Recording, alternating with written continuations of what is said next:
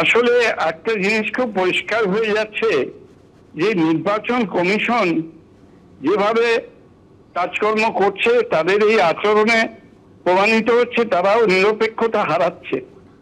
এখন পর্যন্ত ভারতবর্ষের দুটো পার্টির ওপরে তাদের হেলিকপ্টার তল্লাশি হয়েছে, কিন্তু আমি আশ্চর্য হয়ে যাচ্ছি, বিজেপির নেতৃত্ব, বিজেপির প্রধানমন্ত্রী থেকে শুরু করে অন্যান্য নেতৃবৃন্দ তারা হেলিকপ্টারে করে অনবরত ঘুরে বেড়াচ্ছেন, সেখানে তল্লাশি কোনো ব্যাপার নেই। আসলে সবটাই হচ্ছে যে বিরোধী রাজনৈতিক শক্তিকে দুর্বল করার জন্য এগুলো নির্বাচন কমিশনকে সরকার ব্যবহার করছে। এতে কিন্তু নির্বাচন কমিশনের নিরপেক্ষতা সম্পর্কে সন্দেহ তৈরি হচ্ছে আমাদের মনের মধ্যে, এবং ওরা যদি এই আচার আচরণ করতেই থাকেন তাহলে নির্বাচন কমিশন সম্পর্কে ভারতবাসীর মনে ধারণায় তৈরি হবে যে এই নির্বাচন কমিশনার সরকারের একটি উইং হিসাবেই কাজ করছে। তাদের নিরপেক্ষতা এবং কনস্টিটিউশনাল পাওয়ার তাদের কাছে যেটা রয়েছে সেটাকে সদ্ব্যবহার না করে অসৎভাবে তারা ব্যবহার করছেন। আমরা এর থেকে বিরোধিতা করছি। ধন্যবাদ প্রদীপবাবু। আমরা কথা বললাম কংগ্রেস নেতা প্রদীপ ভট্টাচার্যের সঙ্গে। রাজনৈতিক উদ্দেশ্য প্রণোদিতভাবেই এভাবে হেলিকপ্টারে তল্লাশি চালানো হচ্ছে এমনটাই কিন্তু প্রদীপ ভট্টাচার্য তিনি বললেন। এবং আপনাদের আরও একবার জানাই যে কেরলের ওয়েনাডের কংগ্রেস প্রার্থী রাহুল গান্ধী আজ তার হেলিকপ্টারে তল্লাশি নেয় কমিশনের ফ্লাইং স্কোয়াড।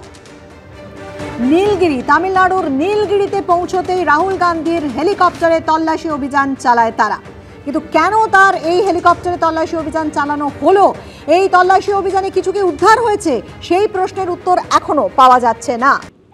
কেন্দ্রীয় সরকার যেভাবে বিরোধীদেরকে হেনস্থা করতে চাইছে সেটা ধরা পড়ে যাচ্ছে, একেবারে ধরা পড়ে যাচ্ছে। গতবার নির্বাচনে আমরা দেখেছিলাম, ভয় পেয়েছিল দিল্লির নেতা মন্ত্রীরা আসবে, তাদের কপ্টার নামার পারমিশন দিচ্ছিল না।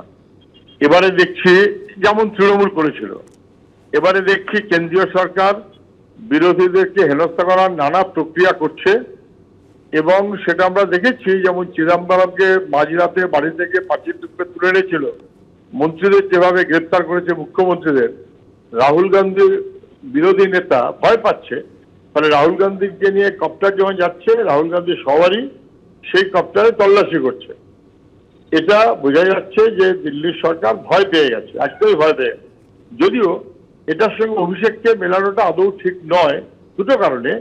এক, অভিষেক ব্যানার্জি সবারই সেই হেলিকপ্টারে নয়, ট্রায়াল রান হবে তার জন্য হেলিকপ্টার, তাহলে দুটো কখনোই এক নয়। একটাতে সবারই রাহুল গান্ধী, আরেকটাতে উনি যাবেন বলে তার আগে ট্রায়াল রান, দুটো এক নয়।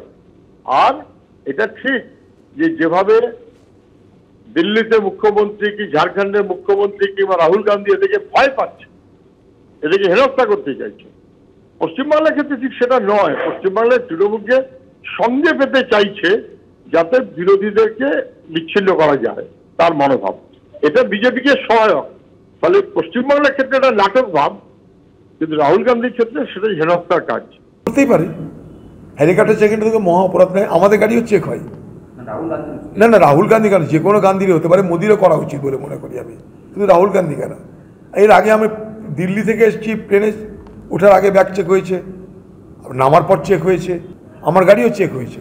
তো পুলিশ, নির্বাচন কমিশন যদি মনে করে যে কোনো হেলিকপ্টার চেক করা দরকার, টাকা আছে, ড্রাগ আছে, মদ আছে, দেখে নিতে পারে। কিন্তু পাশাপাশি মোদি এবং বিজেপির হেলিকপ্টার সেগুলো কিন্তু দেখা উচিত, একতরফা হওয়াটা উচিত না।